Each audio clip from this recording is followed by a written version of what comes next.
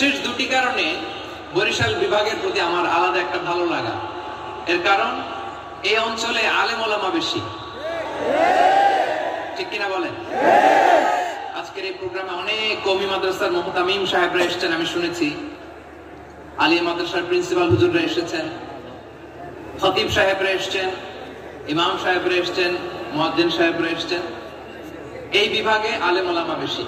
তার প্রমাণ এখানে এই বরিশালের ভেতরে আছে সারসিনা দরবার, ঠিক কিনা বলেন? অনেক হাক্কানি একটা দরবার। সারসিনার মরহুম পীর সাহেব হুজুরের খেদমত করেছে আমি অনেকবার, সুযোগ হয়েছিল আমার ছাত্র জামানায়। তো ওনাদের মাদ্রাসা কেন্দ্রিক অনেক খেদমত, আলহামদুলিল্লাহ। তারপর এই বিভাগে রয়েছে চরমোনাই দরবার, ঠিক কিনা বলেন? ওনাদেরও বিশাল মাদ্রাসা, ধর্মীয় অঙ্গনে, মাদ্রাসা অঙ্গনে, রাজনৈতিক অঙ্গনে ওনাদের অনেক খেদমত। তারপরে এখানে আছে ঝালকাঠি এনএস কামিল মাদ্রাসা। আমরা কায়েদ সাহেব হুজুরের কথা শুনেছি, আল ইত্তেহাদ মা আল ইখতিলাফ, মতবিরোধের সাথে ঐক্য, অসাধারণ কথা। এই সমস্ত বড় বড় আল্লাহওয়ালাদের আগমন এই ভূখণ্ডে হওয়ার কারণে এখানে ধর্মীয় বিশৃঙ্খলা, মারামারি কম, আছে ঐক্য, ঠিক কিনা বলেন? বরিশাল বিভাগের প্রতি আমার বিশেষ ভালোবাসার এটা একটা কারণ।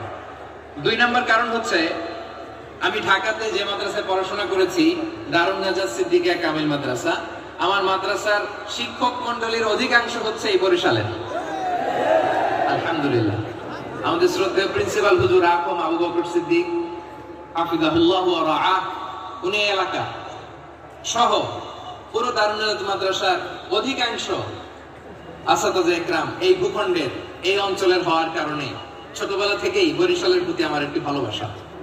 মিজানুর রহমান আজারি হুজুরের আগমন, শুভেচ্ছার স্বাগতম। নারায়ে তাকবীর। দূর দূরান্ত থেকে ছুটে এসেছি সেই আমাদের প্রিয় মুখ, লক্ষ কোটি মানুষের হৃদয়ের স্পন্দন, প্রিয় মুফাসসির ডক্টর মিজানুর রহমান আল আজহারি। আজকের প্রোগ্রামের পক্ষ থেকে মোবারকবাদ জানাই। সম্মানিত সুধী, এই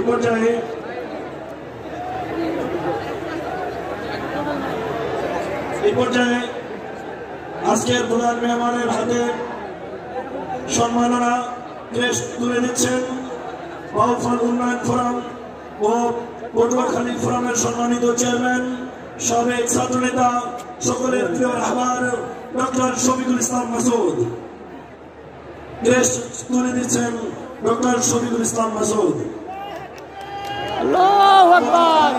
বাসীর পক্ষ থেকে মোবারকবাদ জানাচ্ছি। সাথে সহযোগিতা করছেন ডক্টর শেখ জামাল উদ্দিন ও ডক্টর শফিকুল ইসলাম মাসুদ।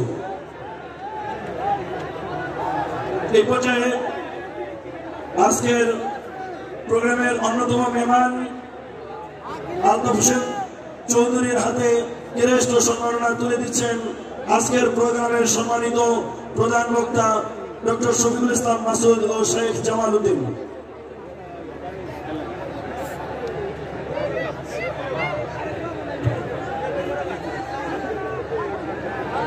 আজকের প্রোগ্রামের সম্মানিত প্রধান বক্তার হাতে ক্রেস্ট তুলে দিচ্ছেন ডক্টর শফিকুল ইসলাম মাসুদ ভাইয়ের হাতে ক্রেস্ট তুলে দিচ্ছেন আজকের প্রোগ্রামের সম্মানিত মেহমান শেখ জামাল উদ্দিন। আজকের প্রোগ্রামের পক্ষ থেকে সম্মানিত মেহমান বৃন্দদেরকে আন্তরিক মোবারকবাদ জানাই।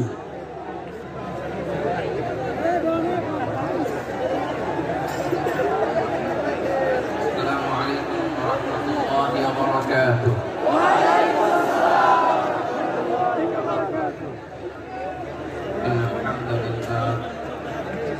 الحمد لله نحمده ونستعينه ونستغفره ونؤمن به ونتوكل عليه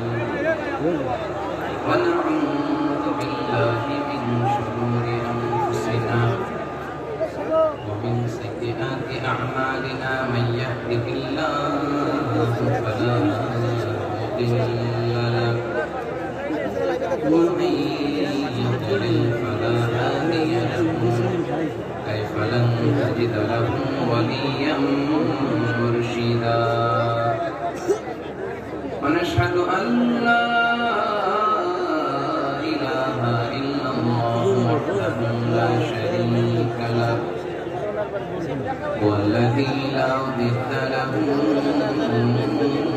ولا ند له لا مثل له ولا مثيل له ولا وزير له ولا كفيل له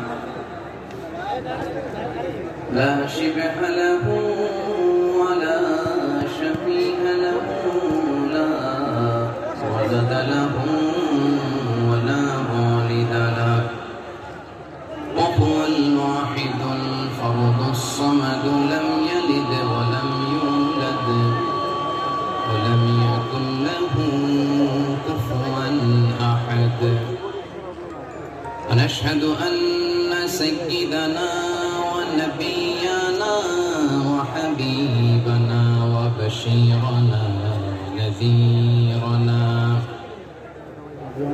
وطبيبنا وطبيب قلوبنا وحبيبنا وحبيب ربنا محمدا عبد الله ورسوله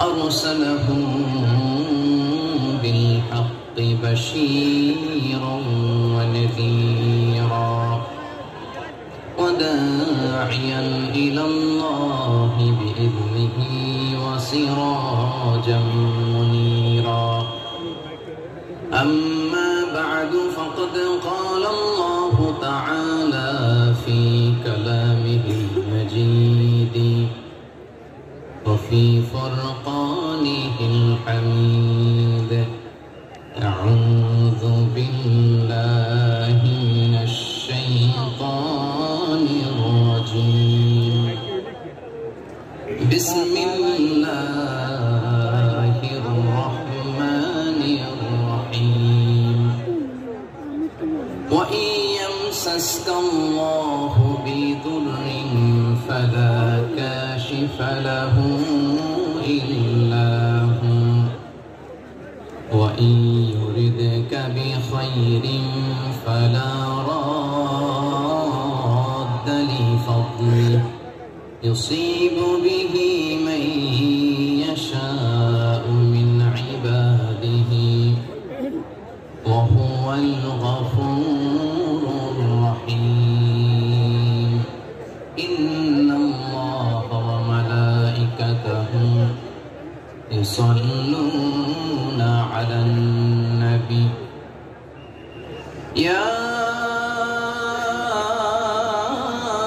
أيها الذين آمنوا صلوا عليه وسلموا تسليما اللهم صل على محمد وعلى آل محمد كما صليت على إبراهيم وعلى آل إبراهيم إنك حميد مجيد اللهم بارك على محمد وعلى آل محمد كما باركت على إبراهيم وعلى آل إبراهيم إنك حميد مجيد সকল প্রশংসার মালিককে সকল ক্ষমতার উৎসকে কেউ যেটা পারে না পারে কে কেউ যেটা দেখে না দেখে কে কেউ যেটা দেয় না দেয় কে সে আল্লাহ রাব্বুল ইজ্জা ওয়াল জালালের দরবারে আমরা শুকরগুজার হচ্ছি আমরা সবাই পড়ছি কালিমাতুশ শুকর আলহামদুলিল্লাহ গলা ছেড়ে দিয়ে প্রিয় পটুয়াখালীবাসী আওয়াজ করে সবাই পড়ুন রব্বানা লাকাল হামদ হামদান কাসীরান طيبا مباركا فيه يا ربي لك الحمد كما ينبغي لجلال وجهك وعظيم سلطانك لك الحمد بالإيمان لك الحمد بالإسلام لك الحمد بالقرآن আমরা আল্লাহ রাব্বুল ইজ্জা ওয়াল জালালের দরবারে শুকরিয়া আদায়ের পাশাপাশি আজকের এই প্রোগ্রামের অর্গানাইজিং কমিটি পটুয়াখালী ওয়েলফেয়ার ফাউন্ডেশনকে অন্তরের অন্তঃস্থল থেকে ধন্যবাদ জানাতে চাই, অভিনন্দন জানাতে চাই এবং শুভেচ্ছা জানাতে চাই যে পটুয়াখালী জেলা শহরে আজকে প্রায় দীর্ঘ 1 মাস পরিশ্রম শেষে এরকম চমৎকার, নান্দনিক, দৃষ্টিনন্দন চমৎকার একটি পরিবেশ ওনারা তৈরি করেছেন। কোরআনের একটি বাগান ওনারা সাজিয়েছেন। আমরা শুরুতেই পটুয়াখালী ওয়েলফেয়ার ফাউন্ডেশনকে অন্তরের অন্তঃস্থল থেকে ধন্যবাদ জানাতে চাই, শুকরিয়া জানাতে চাই। ধন্যবাদ জানাতে চাই আজকের প্রোগ্রামের সম্মানিত সভাপতি অ্যাডভোকেট মোহাম্মদ নাজমুল আহসান ভাইকে। আজকের প্রোগ্রামে প্রধান বক্তা হিসেবে উপস্থিত আছেন আপনাদের অত্র এলাকার গণমানুষের নেতা, মাটি মানুষের নেতা ডক্টর মোহাম্মদ শফিকুল ইসলাম মাসুদ ভাই, সাবেক জাতীয় ছাত্র নেতা ও চেয়ারম্যান বাউফল উন্নয়ন ফোরাম ও পটুয়াখালী ফোরাম। প্রধান অতিথি হিসেবে আজকের প্রোগ্রামে আসন অলঙ্কৃত করেছেন এয়ার ভাইস মার্শাল অবসরপ্রাপ্ত আলহাজ আলতাফ হোসেন চৌধুরী, সাবেক স্বরাষ্ট্র বাণিজ্য মন্ত্রী, গণপ্রজাতন্ত্রী বাংলাদেশ সরকার। বিশেষ অতিথি হিসেবে অত্র এলাকার অনেক গণ্যমান্য ব্যক্তিবর্গ আমাদের আজকের এই প্রোগ্রামে উপস্থিত হয়েছেন। এই প্রোগ্রামে উপস্থিত আছেন পটুয়াখালী জেলার বিশিষ্ট ব্যবসায়ী বৃন্দ, চাকরিজীবী বৃন্দ, ছাত্র ভাইয়েরা, পর্দার আড়ালে আমার মায়েরা, বোনেরা, প্রশাসনের দায়িত্বশীল ব্যক্তিবর্গ, আইন শৃঙ্খলা বাহিনী, ভলান্টিয়ার্স এবং যে যেভাবে আজকের প্রোগ্রামের সাথে জড়িত ছিলেন, বিশেষ করে আমার সাংবাদিক বন্ধুরা, মিডিয়া কর্মী ভাইয়েরা, ইউটিউবার্স, আমি সবাইকে অন্তরের অন্তঃস্থল থেকে অভিনন্দন, শুভেচ্ছা এবং মুবারকবাদ জানিয়ে শুরু করছি। প্রিয় পটুয়াখালীবাসী, আপনারা কেমন আছেন সবাই? আমি তো দেখলাম যে গতকালই এসে আপনারা বসেছিলেন, কষ্ট হয় নাই? সারাদিন খাওয়া দাওয়া করতে পেরেছিলেন তো? নামাজগুলো সময় মতো পড়তে পেরেছেন? মাশাআল্লাহ, মাশাআল্লাহ। আল্লাহ তাআলা কবুল করুক, আমরা পড়ি আমিন। আমার আপনারা শুনেছেন যে প্রতিটি বিভাগে আমরা একটি করে প্রোগ্রাম দিচ্ছি, একবার করে সফর করছি। তারই ধারাবাহিকতায় বরিশাল বিভাগের এই প্রোগ্রাম আমাদের মাসুদ ভাইয়ের কারণে বাধ্য হয়ে আমাকে পটুয়াখালীতে দিতে হয়েছে। মাসুদ ভাই এমন ভাবে ধরেছেন, রিকোয়েস্ট করেছেন, সেটাকে ডিনাই করার, রিজেক্ট করে দেওয়ার সুযোগ আর হয়নি। আলহামদুলিল্লাহ। খুব চমৎকার একটি শহর, অসাধারণ একটি নগরী। আমি উপর থেকে দেখছিলাম, খুব গোছানো, খুবই গোছানো সুন্দর একটি শহর, আলহামদুলিল্লাহ। আর পাশেই আছে আপনাদের বিশাল সমুদ্র সৈকত, যেখান থেকে সূর্যোদয় সূর্যাস্ত একসাথে দেখা যায়, ঠিক কিনা বলেন? বরিশাল বিভাগের প্রতি আগে থেকেই আমার আলাদা একটা টান।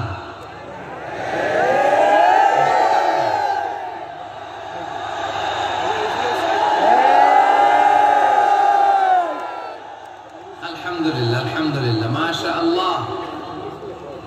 এই গণজোয়ারকে আল্লাহ তাআলা ইসলামের পক্ষে কবুল করে নিন।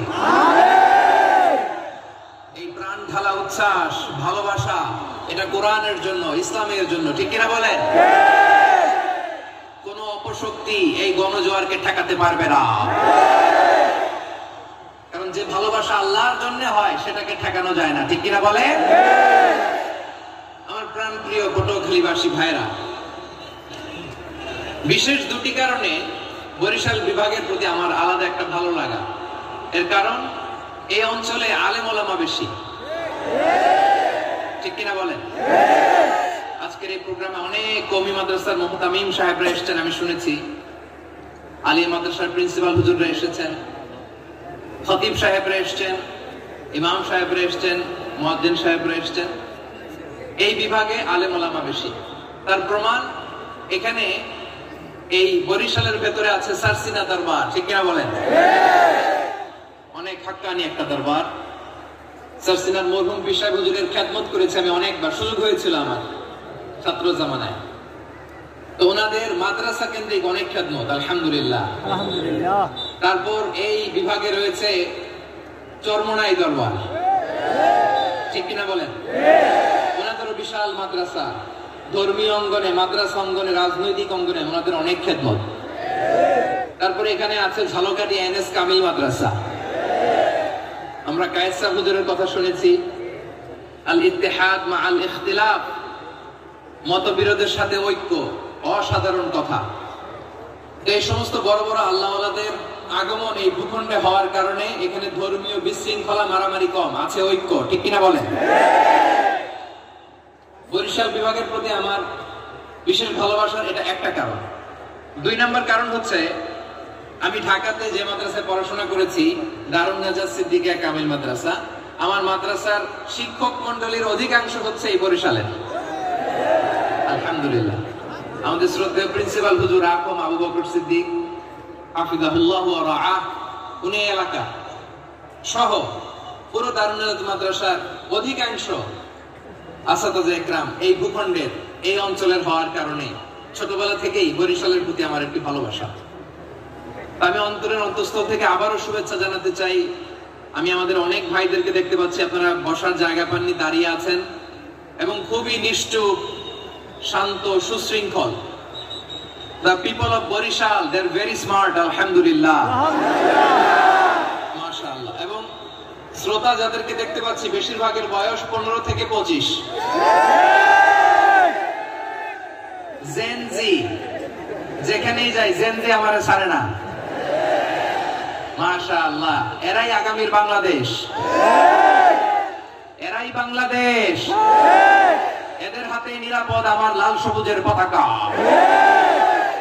এদের হাতে নিরাপদ আমার 56,000 বর্গ মাইলের প্রতিটি ইঞ্চি মাটি।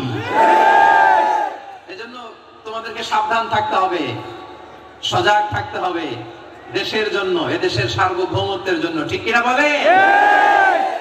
আমার প্রিয় ভাইরা, আপনারা এখন যেমনি নিশ্চুপ, নীরব, very quiet and calm, discipline, I like it, I love it, শেষ পর্যন্ত আপনারা এরকম নিশ্চুপ, নীরব, নিস্তব্ধ, নিঝুম থাকবেন তো আপনারা? মাশাআল্লাহ। আমি খুব লম্বা চড়া সময় নেব না, অনেক আলোচনা হয়েছে, আমি পাশেই ছিলাম, আমি দুপুরেই চলে এসেছি, আমি শুনছিলাম আলোচনাগুলো, অসাধারণ আলোচনা হয়েছে। আসলে আলোচনা হওয়া দরকার অল্প, ইবাদত আর আমল হওয়া দরকার বেশি, ঠিক কিনা? কিয়ামতের একটা আলামত হচ্ছে খুতুবুকুম তাওয়িলা ওয়া সালাওয়াতুকুম কাসীরা। কিয়ামতের আগে আমাদের বক্তব্য হয়ে যাবে লম্বা। Your speech will be longer and your salah will be very shorter. বক্তব্য হবে লম্বা, সালাত হবে খাটো। এই নমুনা বর্তমানে আছে না নাই? ঘন্টার পর ঘন্টা, তাও তৃপ্তি মিটে না। অনেক জায়গায় রাত পর্যন্ত, মিডনাইট পর্যন্ত, মধ্যরাত পর্যন্ত আলোচনা হয়, এটা ঠিক নয়। বক্তব্য হবে একেবারে gist, cream of the creams, একেবারে ক্রিম কথাটা আলোচক উপস্থাপন করবেন।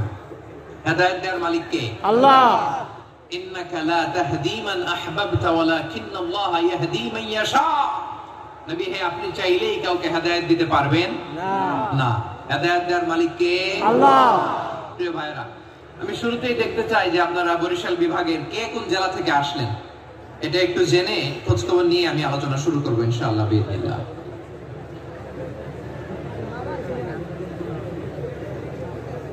প্রিয় ভাইরা, আমি দেখতে চাচ্ছি আপনাদের এই বরিশাল বিভাগের ভোলা জেলা আছে না একটা, দ্বীপ জেলা, ওখান থেকে কেউ আসতে পারছেন নাকি?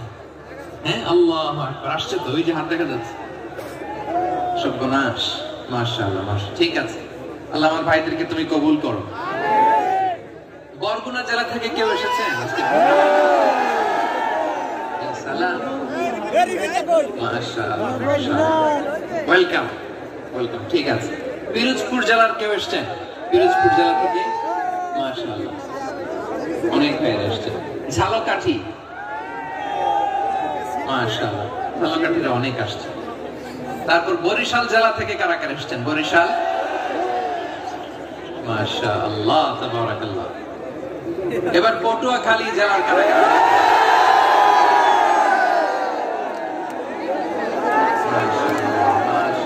মাশাআল্লাহ, আল্লাহ তুমি কবুল করো, আল্লাহ তুমি কবুল করো। লিল্লাহি তাকবীর, লিল্লাহি তাকবীর, লিল্লাহি তাকবীর।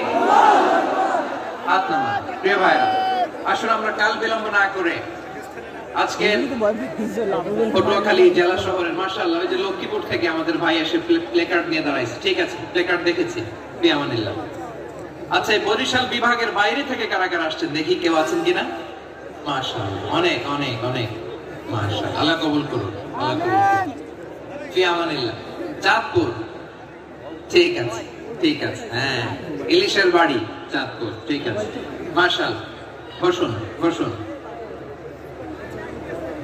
সম্মানিত ভাইরা, আসুন আমরা মূল আলোচনার দিকে চলে যাই। আজকে আমরা যে টপিকটা নিয়ে আলোচনা করব সেটা হচ্ছে আমরা যে জীবনে বিপদে পড়ি, আমরা বিপদে পড়লে আমাদেরকে উদ্ধার করে কে? আল্লাহ। আল্লাহ ছাড়া আমাদের বাঁচানোর কেউ আছে না, উদ্ধার করার কেউ আছে না, রক্ষা করার কেউ আছে না। এজন্য বিপদে পড়লে আমরা চাইবো কার কাছে? আল্লাহর কাছে। আমাদের যাই দরকার হোক আমরা ফরিয়াদ করব কার কাছে? আল্লাহর কাছে। নাকি মাজারে যেয়ে চাবেন? না, মাজারে যেয়ে চাবেন না। অনেকে তো মাজারে যেয়ে কপাল ঘষে, আছে না নাই? আছে। মাজারে যেয়ে সন্তান চায়, আছে? আছে। এই এলাকা নাই, এলাকার লোকদের আকীদা খালিস আমি জানি। মাজারে যেয়ে কপাল ঘষে আর সন্তান চায়। আচ্ছা, মাজারে গেলে সন্তান পাওয়া যায় না। আচ্ছা, মাজারে না গেলে যদি বাচ্চা না হতো, গরু ছাগলের যে বাচ্চা হয় ওরা কোন মাজারে মানত করে বলেন? কথা কি বুঝতেছেন? এই যে প্রতি বছর গরু ছাগল ভেড়া এগুলো যে বাচ্চা দেয়, এরা কোন মাজারে যে মানত করে? এজন্য চাইতে হবে একজনের কাছে, তিনি কে? আল্লাহ। আমার প্রিয় পটুয়াখালীবাসী, মাজার জিয়ারত করা সুন্নাহ। আমরা মাজার জিয়ারত করব, আল্লাহ ওয়ালাদের কবরে যাব, আমরা সেখানে যে সালাম দিব, দোয়া করব, নিজের জন্য করব, কবরে শুয়ে থাকা মাইয়িতের জন্য করব, পুরো মুসলিম উম্মার জন্য করব। কিন্তু কবরে যিনি শুয়ে আছে ওই বাবার কাছে সন্তান চাওয়া যাবে না, চাকরি চাওয়া যাবে না, সফলতা চাওয়া যাবে না। সফলতা দেয় কে? আল্লাহ। সবাই বলেন নাই, আওয়াজ করে বলেন, সফলতা দেওয়ার মালিক কে? আল্লাহ।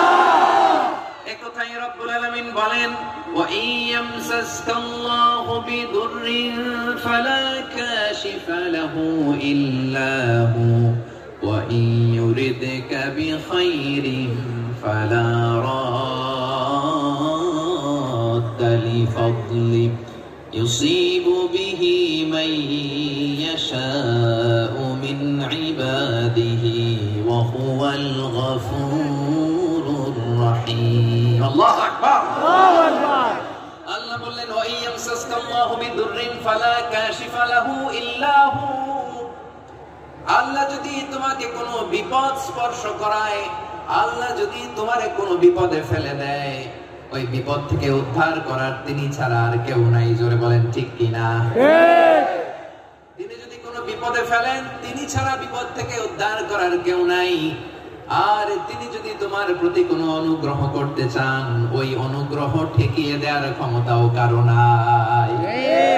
আল্লাহ যদি আপনার সফলতা দিতে চায়, পৃথিবীর কোন শক্তি ওই সফলতাকে থামাতে পারে না। এজন্য আল্লাহ বললেন, খবরদার, চিন্তার আকীদা খালিস করে নাও। ওয়া ইয়ামসাসকাল্লাহু বিদুররিন ফালা কাশিফা লাহু ইল্লা হু।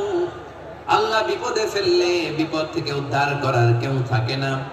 আর আল্লাহ যদি তোমার প্রতি দয়া দেখাতে চান, অনুগ্রহ করতে চান, ওই অনুগ্রহকে প্রতিরোধ করার মতো ক্ষমতা কারো নাই। তিনি তার বান্দাদের মধ্য থেকে যাকে ইচ্ছা তাকে দেন, যত ইচ্ছা তত দেন। তিনি ক্ষমাশীল, তিনি মেহেরবান। সুবহানাল্লাহ, সুবহানাল্লাহ। তিনি ক্ষমাশীল, তিনি মেহেরবান। তাহলে এই আয়াত থেকে আমরা বুঝতে পারলাম, আমরা যদি বিপদে পড়ি আমাদেরকে কেউ বাঁচাতে পারে না। আমার বাবা আমারে বাঁচাতে পারে? হ্যাঁ? আমার মা আমাকে বাঁচাতে পারে? আমার বন্ধু আমারে বাঁচাতে পারে? আমার দলের কর্মী আমাকে বাঁচাতে পারে? আমার পীর সাহেব আমারে বাঁচাতে পারে? আমার পটুয়াখালীর ভাইয়েরা খেয়াল রাখবেন, বাঁচাতে পারে এক মহান সত্তা, উদ্ধার করতে পারে এক মহান সত্তা। চিৎকার করে বলুন, তিনি কে?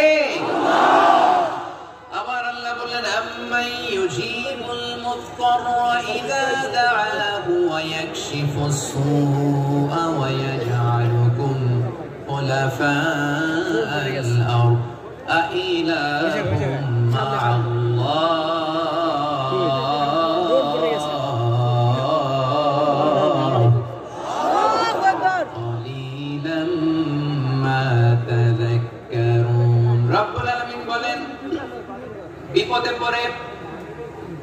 কাতর কণ্ঠে চিন্তাগ্রস্ত হয়ে যখন কেউ ফরিয়াদি হয়ে আল্লাহর ডাকে হাত তোলে, তখন এই ব্যক্তির ডাকে সাড়া দেয় কে? সবাই বলুন। কাতর কণ্ঠে বিপন্ন অবস্থায় আপনি যখন কেঁদে কেঁদে হাত তুলে আপনার দুঃখের কথা জানান, আপনি যখন ডাকেন তারে, তখন আপনার ডাকে সাড়া দেয় কে? আল্লাহ বলে আমি সাড়া দেই। তোমাদের বিপদকে মুক্ত করে দেয় কে? ওই আল্লাহর সাথে কোন উপাস্য আছে নাকি? কিন্তু খুব অল্প সংখ্যক লোকই তোমরা উপদেশ গ্রহণ করো। কথাটা কার? তাহলে বিপন্ন মানবতা যখন কাঁদে, মানুষ যখন বিপদে পড়ে নিরুপায় হয়ে ফরিয়াদ করে, তার ডাক শোনার কেউ নাই একজন ছাড়া। চিল্লায় বলেন তো তিনি কে? এজন্য আমরা ফরিয়াদের হাত কার দিকে তুলবো? প্রিয় পটুয়াখালী বলেন, ফরিয়াদের দুটো হাত আমরা কার দিকে তুলবো? এবং খেয়াল রাখতে হবে, মাথার সাথে সেট করে নিতে হবে, আল্লাহ ছাড়া আমাকে উদ্ধার করার কেউ নাই। এই পৃথিবীতে কেউ আপন না। প্রিয় ভাইরা, বিপদে বললে বোঝা যায় কেউ আপন না। আপন শুধু একজন মহান সত্তা, তিনি কে? এটা কি আপনারা খেয়াল রাখতে পারবেন? হ্যাঁ, বিপদে আপদে কেউ আমাদের বাঁচাতে পারে না, তরাতে পারে না, মুক্তি দিতে পারে না, উদ্ধার করতে পারে না, একমাত্র আমার প্রভু ছাড়া, আল্লাহ ছাড়া। চিল্লায় বলেন ঠিক কিনা? এবং প্রিয় পটুয়াখালীর ভাইয়েরা, মাথার সাথে এটা সেট করে নিতে হবে যে আমাদের পুরো জীবনটাই পরীক্ষা। পুরো জীবনটাই কি পরীক্ষা? The life is a test. পুরো জীবনটাই পরীক্ষা। এই জীবনে বিপদ আসবে, আপদ আসবে, পরীক্ষা আসবে, সবার জীবনে এটা থাকে। এক একজনের পরীক্ষা এক এক রকম।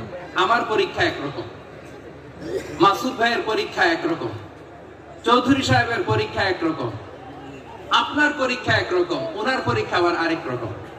পুরো পৃথিবীটাই পরীক্ষা ক্ষেত্র, সবাই পরীক্ষা দিচ্ছি, কিন্তু কারো পরীক্ষা প্রশ্নের সাথে কারোটার মিল নাই। সুবহানাল্লাহ পড়বেন না? পুরোটাই পরীক্ষা ক্ষেত্র, সবাই পরীক্ষার্থী, কিন্তু প্রশ্নপত্র একটার সাথে আরেকটা মিলে না। One doesn't match the other. একজনেরটার সাথে আরেকজনেরটা মিলে না। কাউকে আল্লাহ তাআলা ধনী বানিয়ে পরীক্ষা করেন। কি বানিয়ে? কথা কি বুঝতেছেন? নাকি কষ্ট হচ্ছে? কষ্ট হচ্ছে আপনাদের?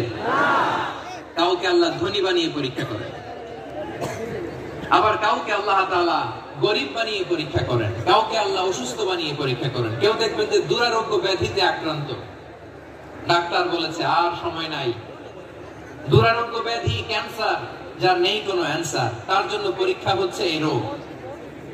আরেক লোক দেখবেন তার আবার রোগ বালাই নেই, মাশাআল্লাহ, তাকে আল্লাহ তাআলা আর্থিক দৈন্যতা, দারিদ্রতা দিয়ে পরীক্ষা করছেন। এরকম আছে না নাই? আছে। টাকা পয়সা নাই, দিন আনে দিন খায়, যা আছে তাতে চলে না, এটা তার জন্য পরীক্ষা। আবার আরেক শ্রেণীর লোক দেখবেন তাকে আল্লাহ অসুস্থতাও দেয় নাই, দারিদ্রতাও দেয় নাই, তার দাম্পত্য জীবনে সমস্যা আছে না নাই? স্ত্রী কথা শোনে না, অথবা ছেলে মেয়ে কথা শোনে না।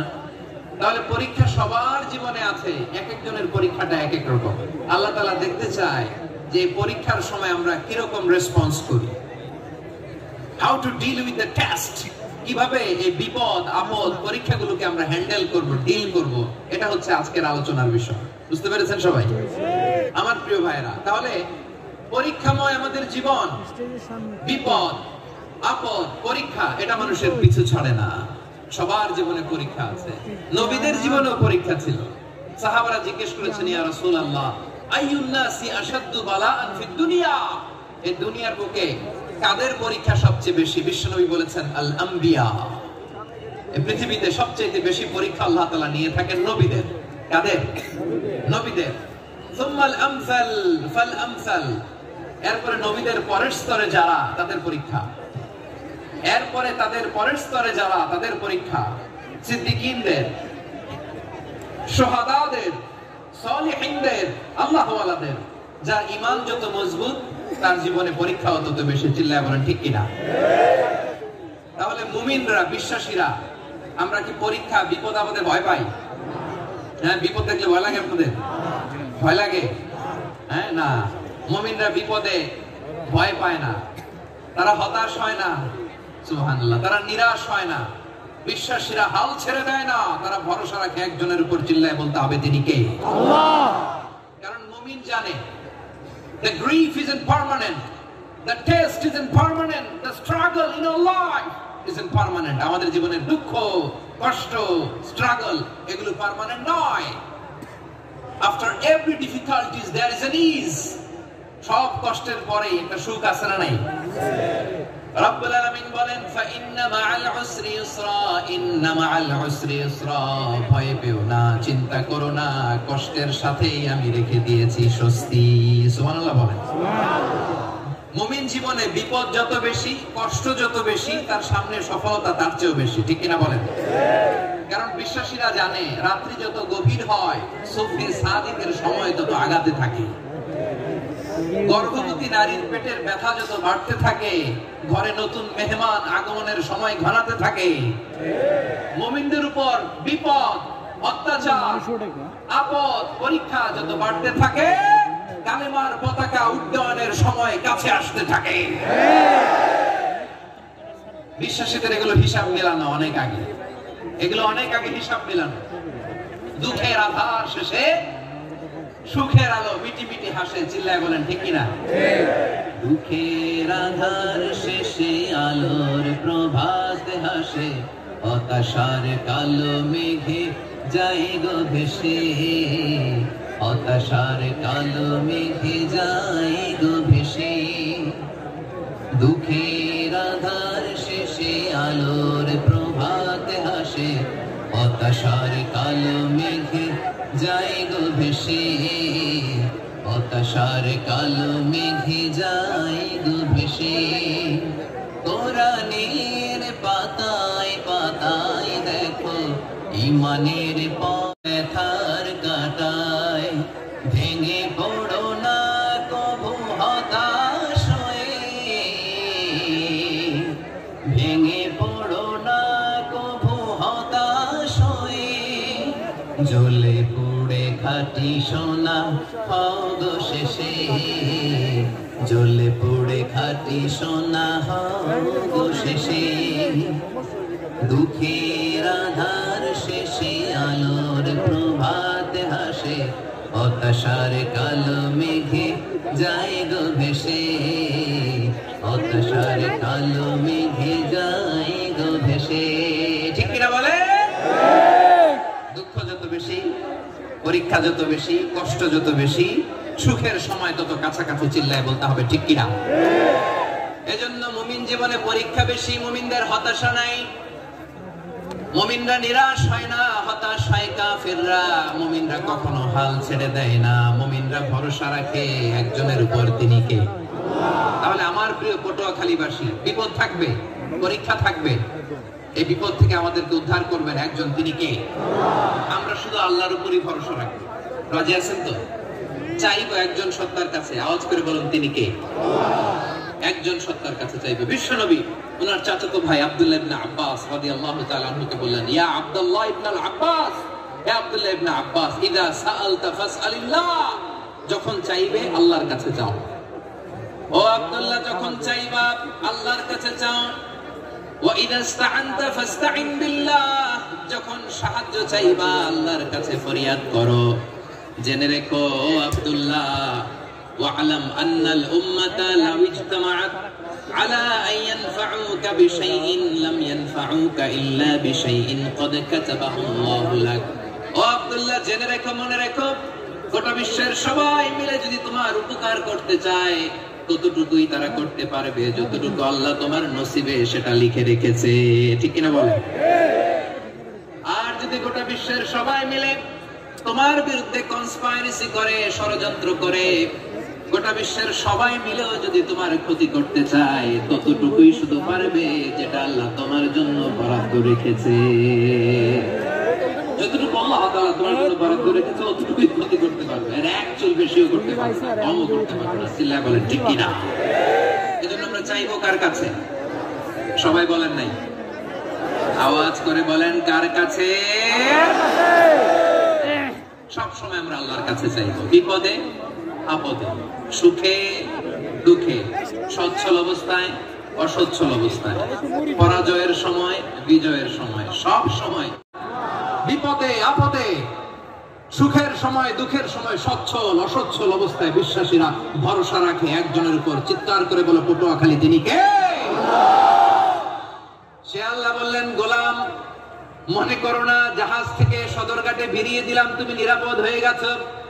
মনে করো না 40,000 ফিট থেকে সেফ ল্যান্ডিং এর পরে এয়ারপোর্টে নেমে গেলেই তুমি নিরাপদ হয়ে গেছো। ও মিয়া, বিপদ কি শুধু সাগরে আর আকাশে?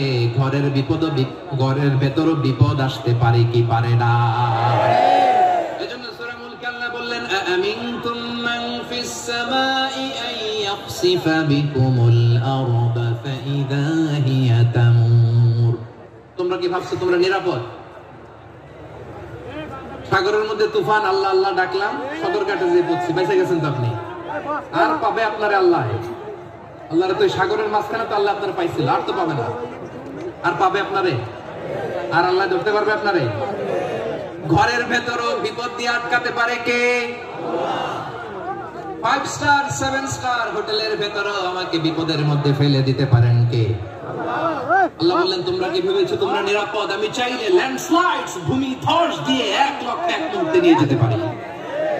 এক সুনামি দিয়ে থাপ্পড় মেরে 3 লক্ষ সাগরের ভেতরে ঢুকাই দিতে পারি। 1 সেকেন্ডও লাগে না আমার। আম আমিনতুম মান ফিস সামাই আন ইউরসিলা আলাইকুম হাসিবা ফাসাতা'লামুনা কাইফা নাযীর। আল্লাহ চাইলে আকাশ থেকে পাথর বৃষ্টি নাজিল করতে পারেন কি পারেন না? এই মুহূর্তে এখানে ভূমিকম্প দিতে পারেন কি পারেন না? আচ্ছা, ভূমিকম্প যখন হয় আমাদের কারো হুঁশ থাকে? আপনি মনে করছেন আমরা সাধারণ মানুষ, আমরা দৌড় দেই, আর প্রেসিডেন্ট প্রধানমন্ত্রী ওনারা বুঝি খাটে শুয়ে থাকে? কথা বুঝে নাই বোধহয়। ভূমিকম্প, আর্থকোয়েক যদি হয়, বাঁচার জন্য আমরা কি করি? হয় খাটের তলায়, ডাইনিং টেবিলের নিচে, উপরে শক্ত কিছু আছে এর নিচে, অথবা ঘর থুইয়া দাও দৌড়। তো প্রধানমন্ত্রী উনি কি করে? প্রেসিডেন্ট উনি কি করে? হ্যাঁ, উনি খাটের মধ্যে যে শুয়ে থাকে নাকি?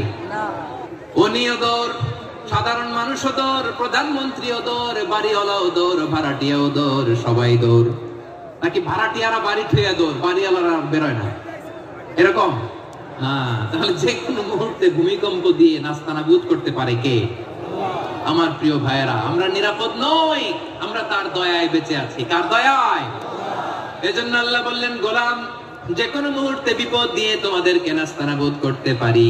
বিশ্বাসী বলে যদি নিজেকে দাবি করো, সব সময় ডাকতে হবে একজন সত্তা, কে বলেন? তিনি কে?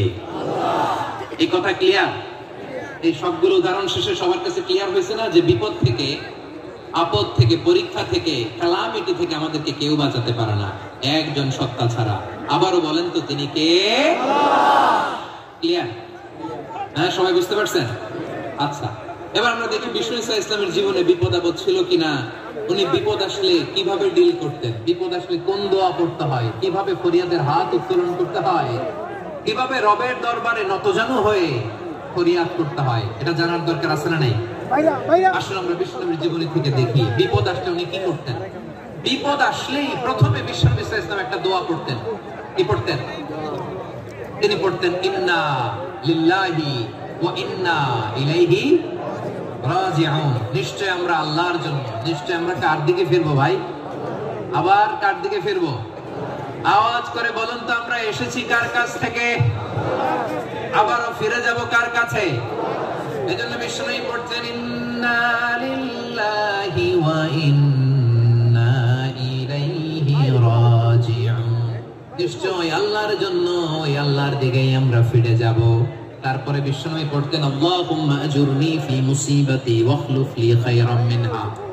একসাথে প্রথমে পড়তেন ইন্না লিল্লাহি ওয়া ইন্না ইলাইহি রাজিউন, তারপর পড়তেন আল্লাহুম্মা আজুরনি ফি মুসিবাতি ওয়াখলুফ লি খায়রাম মিনহা। মানে আল্লাহ, এই যে আমি বিপদে ধৈর্য ধারণ করলাম, এটার সব তুমি আমার দাও, আর যেটা হারালাম এর চেয়ে ভালো কিছু দিয়ে মেকআপ করে দিও, ভালো কিছু দিয়ে বদল করে দিও। সুবহানাল্লাহ পড়েন।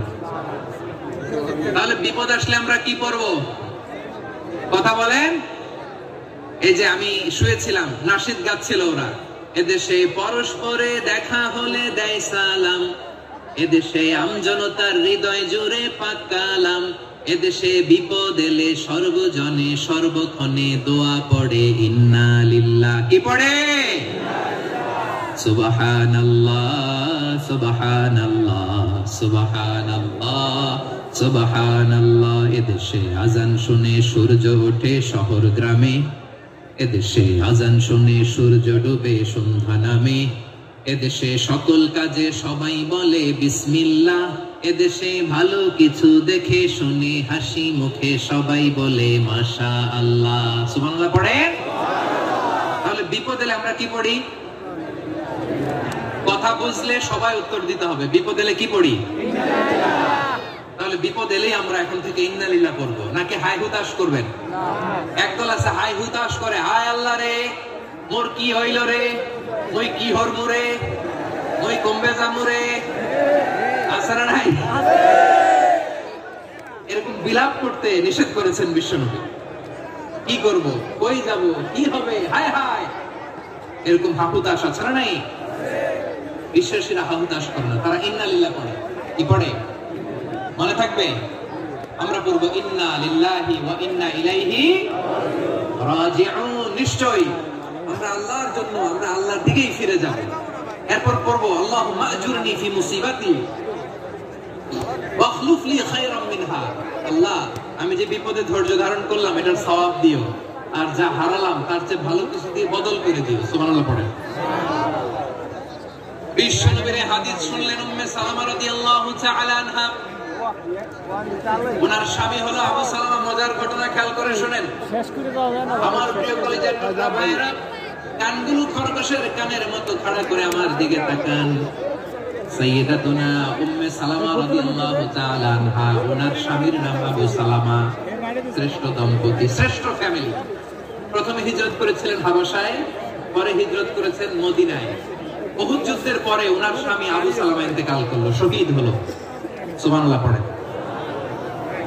যখন আবু সালামা ইন্তেকাল করলো, উম্মে সালামা রাদিয়াল্লাহু তাআলা আনহা কেঁদে কেঁদে হয়রান। আর নবীর শিখানো বাণী অনুযায়ী তিনি বারবার পড়ছিলেন ইন্না লিল্লাহ। কি পড়ছিলেন? ওই কই যামু, কি হরমু, এগুলো বলে নাই। কি বলছে? ইন্না লিল্লাহ।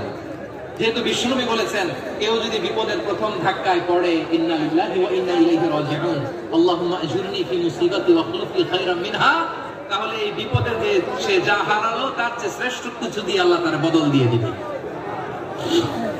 এই হাদিস শুনে উম্মে সালামা রাদিয়াল্লাহু তাআলা আনহা ওনার প্রাণপ্রিয় স্বামী আবু সালামার ইন্তেকালের পরে চোখের পানি ছাড়ে আর পড়ে ইন্না লিল্লাহি ওয়া ইন্না ইলাইহি রাজিউন, আল্লাহুম্মা আজুরনি ফি মুসিবাতি ওয়াখলুফ লি খায়রাম মিনহা। বারবার এই দোয়া পড়ে চোখের পানি ছাড়ে, এই দোয়া পড়ে চোখের পানি ছাড়ে। আর মনে মনে বলে, আবু সালামার মতো ভালো মানুষ মদিনাতে নাই, আবু সালামার চেয়েও ভালো মানুষ মদিনাতে নাই। তার চেয়ে ভালো মানুষ কি করে আল্লাহ তাআলা আমারে দিবে? তার চেয়ে ভালো মানুষ তো আমি মদিনাতে দেখি না। চোখের পানি দিয়ে বুক ভাসায় আর নবীর হাদিসের উপর আমল করে পড়তে পড়তে চোখের পানি ছাড়ে। আর চিন্তা করে বিশ্বনবী বললেন, এই দোয়া বললে যেটা হারালাম তার চেয়ে ভালো কিছু দিয়ে আল্লাহ পুরস্কার দেয়। আবু সালামের চেয়ে ভালো মানুষ মদিনার মধ্যে আর কে হতে পারে? কি আজীব তামাশা, কি অবাক করা ঘটনা। কিছুদিন পরে দেখা গেল সাইয়্যিদুল মুরসালিন রাহমাতাল লিল আলামিন স্বয়ং বিশ্ব নবী উম্মে সালামাকে বিয়ের প্রস্তাব পাঠিয়েছে। স্বয়ং বিশ্ব নবী উম্মে সালামা রাদিয়াল্লাহু তাআলা আনহাকে বিয়ের প্রস্তাব পাঠিয়েছেন। উনি রাজি হয়ে গেলেন, বিয়ে হয়ে গেল, উনি হয়ে গেলেন উম্মুল মুমিনিন, আমাদের মা, পুরো মুসলিম উম্মার মা। চিৎকার করে বলেন আল্লাহু আকবার। তাহলে আমার প্রাণপ্রিয় ভাইয়েরা, বিপদে পড়লে আমরা পড়বো ইন্না লিল্লাহি ওয়া ইন্না ইলাইহি রাজিউন, আল্লাহুম্মা আজুরনি ফি মুসিবাতি ওয়াখলুফ লি খায়রাম মিনহা। পড়বেন? পড়বেন না? যারা যারা বিপদ আসলে এই দোয়াটা পড়বেন এখন থেকে আওয়াজ করে ইনশাআল্লাহ বলেন। যা হারাইছেন তার চেয়ে শ্রেষ্ঠ জিনিস দিয়ে বদলা দিবে কে? বিশ্বাস হয়? একটু সন্দেহ লাগে মনে হয়, একটু সন্দেহ সন্দেহ আছে। যাদের বিশ্বাস হবে তাদেরকে আল্লাহ উত্তম বদলা দিবে, ঠিক কিনা বলেন? তাহলে বিপদে পড়লেই প্রথমে আমরা এটা করব। দোয়াগুলো যদি এখন মুখস্থ না হয়, এই যে রেকর্ডিং হচ্ছে, পেয়ে যাবেন, কালকেই পেয়ে যাবেন। শুনে শুনে মুখস্থ করবেন। আমার মায়েরা, আমার বোনেরা, আপনাদের জন্য 3টি মাঠের অ্যারেঞ্জমেন্ট করা হয়েছে, আমি জানি। আপনারা এই দোয়াগুলো করবেন, আপনার স্বামীকে শেখাবেন, সন্তানকে শেখাবেন, আপনার পুরো পরিবারটাকে জান্নাতের টুকরো বানিয়ে দিবে কে? তাহলে বিপদ আসলে প্রথমে কি পড়তে হবে এটা জেনে গেলাম। এরপরে বিপদ আসলে নিজেকে কি করে আল্লাহর কাছে সঁপে দিতে হয় এটাও জানার দরকার আছে না নাই? বিপদে প্রথমে ইন্নালিল্লাহ করলাম, ধৈর্য ধারণ করলাম, বিপদ থেকে উদ্ধারের সর্বোচ্চ চেষ্টা করলাম। আমার কাজ যখন শেষ তখন আমি আমার এই বিষয়টা আল্লাহর কাছে সঁপে দিব। হাসবুনাল্লাহু ওয়া নি'মাল ওয়াকিল, আমার জন্য আল্লাহই যথেষ্ট, আমার জন্য আল্লাহই যথেষ্ট। তিনি আমার সবচেয়ে বড় গার্ডিয়ান, তিনি আমার সবচেয়ে বড় অভিভাবক। জিব্রাইলের সাহায্যে রফারকে ফিরিয়ে দিলেন। দুনিয়ার বুকে কারো কাছে কিছু বলেন নাই, মুখ ফুটে বলেছেন হাসবুনাল্লাহ। ও আমার পটুয়াখালীর প্রাণের ভাইয়েরা খেয়াল রাখবেন, কোন বান্দা তার হাতে তাকে সব চেষ্টাটুকু করার পরে মুখ ফসকে মুখ দিয়ে যখন বলে ফেলে হাসবুনাল্লাহ, বান্দা যখন হাসবুনাল্লাহ বলে ফেলে ওই ব্যাপারটা ডিল করার দায়িত্ব স্বয়ং আল্লাহ আরশের উপর থেকে নিয়ে নেয়। আপনি যখন বলে ফেলবেন হাসবুনাল্লাহ, এটা ডিলিং করবে কে তখন? চিল্লায় বলেন না, তিনি কে? বান্দা তার সাধ্যের সবটুকু চেষ্টা করে নতজানু হয়ে যখন বলবে হাসবুনাল্লাহ, আল্লাহ তুমি আমার জন্য যথেষ্ট, নি'মাল ওয়াকিল তুমি আমার শ্রেষ্ঠ অভিভাবক, তখন তার কি দরকার না দরকার এটা ডিল করে স্বয়ং আল্লাহ। নিক্ষেপ করা হলো সাইয়েদনা ইব্রাহিমকে অগ্নিকুণ্ডলিতে। হাজার হাজার মানুষের দৃশ্য দেখার জন্য জড়ো হয়েছে এরকম বিশাল ময়দানে। কিন্তু কি অবাক করে ঘটনা, সবাই ভয় পাচ্ছিল, না জানি কি হয়ে যায়। আল্লাহর খালিলকে যখন আগুনের কুণ্ডলিতে নিক্ষেপ করা হয়, আল্লাহর খালিল ইব্রাহিম আগুনের কুণ্ডলীর মধ্যে বসে বসে মানুষগুলোর দিকে তাকিয়ে হাসতে শুরু করে দেয়। কারণ আকাশ থেকে রব্বুল আলামিন স্পেশাল ভার্ডিক্ট নাযিল করেছেন, স্পেশাল হুকুম জারি করেছেন, কুল্লা ইয়া নারু কুনি বারদান ওয়া সালামান আলা ইব্রাহিম। ও আগুন খবরদার, সৃষ্টি শুরু থেকে তোকে একটা ধর্ম আমি বাতলে দিয়েছিলাম, তোর ধর্ম আগুনের ধর্ম হলো যা পাবে জ্বালিয়ে সারখার করবে। আল্লাহ বলল আগুন তোর ধর্ম দিয়েছিলাম, তুই সব জ্বালিয়ে পুড়িয়ে সারখার করে দিবি, কিন্তু ক্ষণিকের জন্য আমি তোর জ্বালিয়ে দেওয়ার ক্ষমতাটাকে কেড়ে নিলাম।